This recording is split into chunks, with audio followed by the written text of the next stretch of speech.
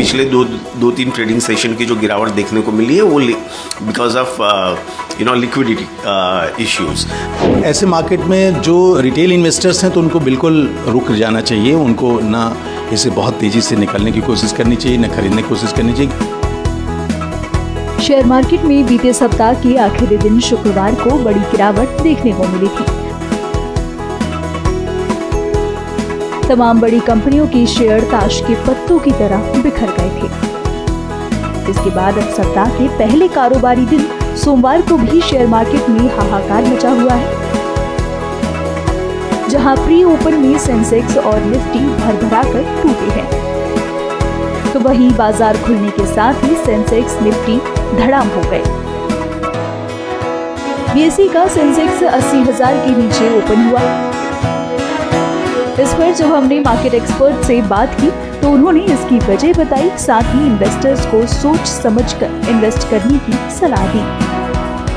हमने देखा फ्राइडे को भी there was a dip cut, market में काफ़ी गिरावट देखने को मिली थी और उसका reason, one of the main reason ऐसा कहा जा रहा है कि जो जापानीज सेंट्रल बैंक है उन्होंने इंटरेस्ट रेट बढ़ाया। इंटरेस्ट रेट बढ़ाने से क्या हुआ, उनका येन अप्रिशिएट हुआ डॉलर के मुकाबले, और वो अप्रिशिएट हुआ तो जो कैरी ट्रेड होता है जो ट्रिलियंस ऑफ डॉलर में रन करता है वर्ल्ड ओवर, उसमें अनवाइंडिंग हो रहा है।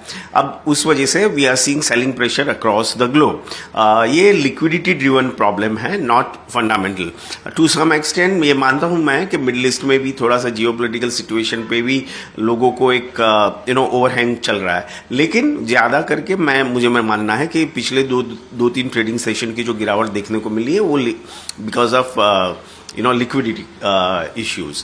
तो मैं मानता हूं जहां तक भारत की मार्केट का सवाल है, हमारे यहाँ वैसे भी एफपीआई ने लगातार बिकवाली की है, उनका कोई लंबी चौड़ी पोजीशन नहीं है, उनकी ओवरऑल होल्डिंग भी नीचे आई है। तो मैं मानता हूं हमारे यहाँ स्टेबलाइज जल्दी होंगे। हालांकि we can not totally insulate ourselves from global cues, but जब स्टेबिलिटी आएगी तो हम लोग जो पहले कंट्रीज में आती है वो उसमें से एक रहेंगे। पिछला हफ्ता भी जो है नेगेटिव पॉइंट्स में थे, कहीं ना कहीं जब बजट आया सरकार का उसके बाद मार्केट काफी अच्छा ऊपर गया, लेकिन सडनली जो है डाउन हो गया, तो लोगों के दिमाग में वो सवाल भी कहीं ना कहीं अब पैदा हो रहा है। नहीं, मेरे ख्याल से वो नहीं इश्यू है। इश्यू यहाँ पे ये लिक्विडिटी और ग्लोबल क्यूज है। सर, इन्वेस्टर्स को आज के लिए आप क्या राय देना चाहेंगे और इस हफ्ते के लिए? देखिए, जब कभी भी हमने देखा है कि जब भी डिप्स आए मार्केट में तो they been bought over and very quickly. तो मैं मानता हूं कि ध्यान रखें कि जो अच्छे शेयर्स हैं वो शेयर्स अगर उसमें गिरावट आती है तो उनको अपने पोर्टफोलियो में ऐड करना ना भूलें। भारत की मार्केट में ऐसा कोई प्रॉब्लम नहीं है। ये गिरावट जो देखी जा रही है वो अंतर्राष्ट्रीय मार्केट की गिरावट को लेके इसका प्रभाव देखा जा रहा है।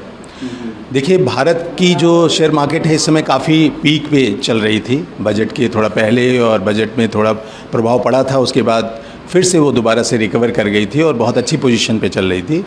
और शेयर मार्केट हमारी क्योंकि बहुत हाई पी पे और बड़े अच्छे मार्केट वैल्यूएशन पे चल रही, तो कोई भी हलचल राष्ट्रीय या अंतर्राष्ट्रीय होगा तो उसका एक प्रभाव तुरंत दिखता है। तो सडनली जब अमेरिका की जॉब मार्केट सिचुएशन थोड़ा सा प्रभावित हुई, जो रिपोर्ट आई है वहाँ की इकॉनमी में जो टाइटनेस की रिपोर्ट आई है, साथ में कुछ जापान में भी रिलेटेड इश्यूज़ हैं, तो वहाँ की मार्केट जैसे ही गिरी है, करेक्शंस के मोड में आई हैं, तो उसका ये कॉन्सिक्वेंशियल इफेक्ट भारत की मार्केट पे देखने को मिल रहा है। मुझे लगता है कि ये गिरावट जो है सेटल डाउन होगी, लेकिन अंतर्राष्ट्रीय मार्केट के ऊपर ये उसका प्रभाव पड़ता रहेगा। अगर वो और गिरती है तो यहाँ भी और करेक्शन की संभावना है। जी, तो सर ऐसे मार्केट में इन्वेस्टर्स को क्या करना चाहिए? देखिए, ऐसे मार्केट में जो रिटेल इन्वेस्टर्स हैं तो उनको बिल्कुल रुक जाना चाहिए, उनको ना इसे बहुत तेज़ी से निकलने की कोशिश करनी चाहिए, ना खरीदने की कोशिश करनी चाहिए, क्योंकि ये उठापटक की मार्केट है। क्योंकि मार्केट पीक पे चल रही है तो रिटेल्स को तो हम लोग हमेशा कहते हैं कि सिस्टमेटिक इन्वेस्टमेंट प्लान में रहना चाहिए, धीरे धीरे खरीदारी करनी चाहिए, लॉन्ग टर्म करनी चाहिए।